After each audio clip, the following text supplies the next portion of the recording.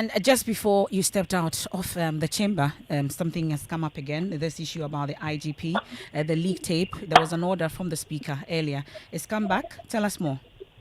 Yes, Senator, you will recall that last week, Speaker of Parliament Alban Bagbin ruled that the committee that was tasked to do this work, Atatia, James Agaga, Peter Lanchini, Tobo, and Co., had not completed their job because on the floor, all of them had specific disagreement in terms of how the committee should have gone by it. And so the Speaker of Parliament ruled that they should go back and do their work and present a report. But today, the Speaker of Parliament has decided that the report should be taken and that House should continue from where they left off. So he gave the opportunity to Samuel Atatia to be on the floor and continue to advance his argument. Atatia has been making two arguments. He says first that it has come to the attention of the committee when they were doing their work that the recording that has gone public may not have been completely recorded by Chief Bugri Nabu, and that one ASP Asante, who is alleged to be a boy of the IGP, may have been the one who orchestrated the recording. He says the committee decided that they wanted to invite this ASP Asante to come before the committee and provide answers. But again, the three minority MPs on the committee, led by James Agaga, they blocked that testimony and did not allow that to happen. And so these two issues, one, whether or not Bugri Nabu did record the tape, or this tape was recorded at the instance of the IGP, allegedly, he wanted to get into it. The minority will not allow that, and that is why he's opposed to it.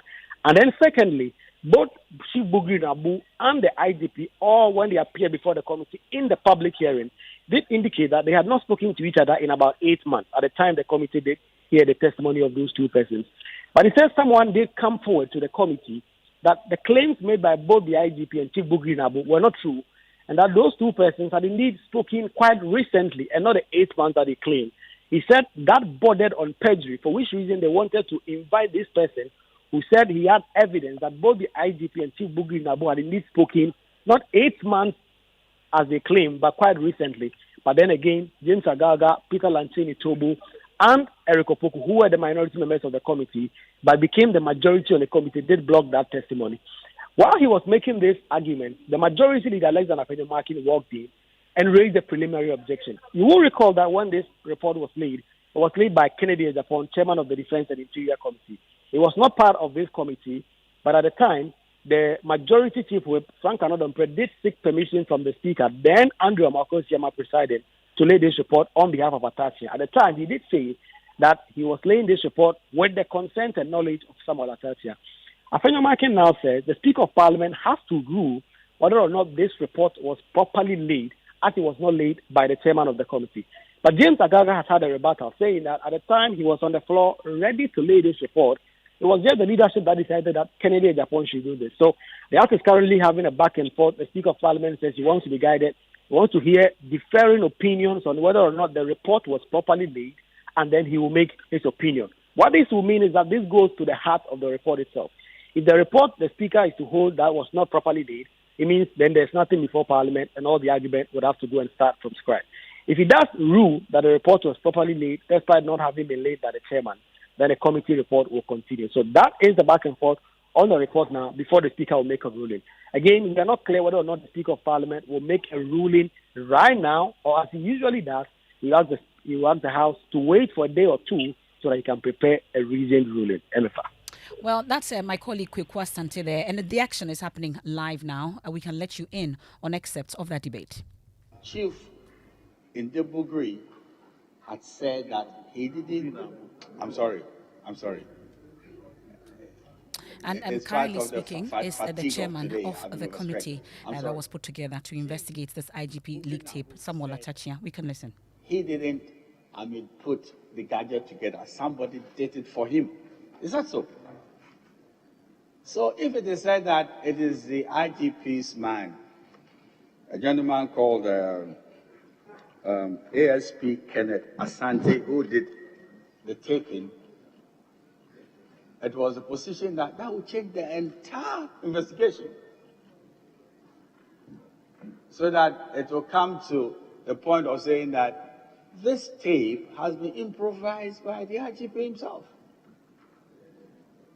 But Chief Bugri Nabu said some people were trying to show their concerns about elections and how it is possible that the IGP could change the electoral fortunes of some party, and some people cannot break the age if the IGP is there, and it was going to take the tape to the president so that he will listen to it himself.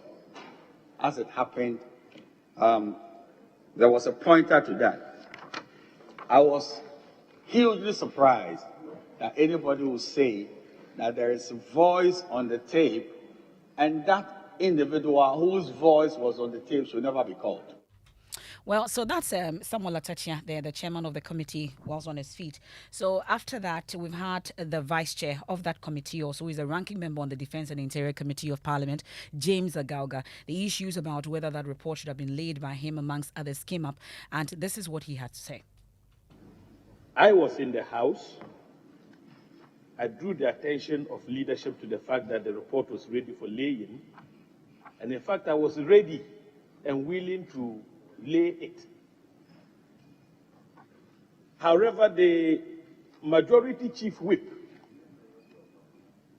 took the decision that once the chairman for the Defense and Interior Committee had earlier laid a report for that particular committee, he be called upon to lay the report for and on behalf of the chairman of the special committee.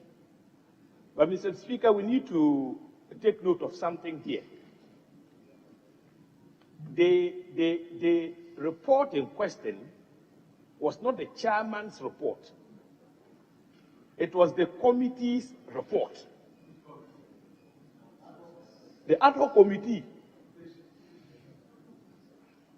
so that in the event that the chairman was unwilling to lay the report, permission could be sought by the leader for a member to lay the report for and on behalf of the committee. That was my understanding.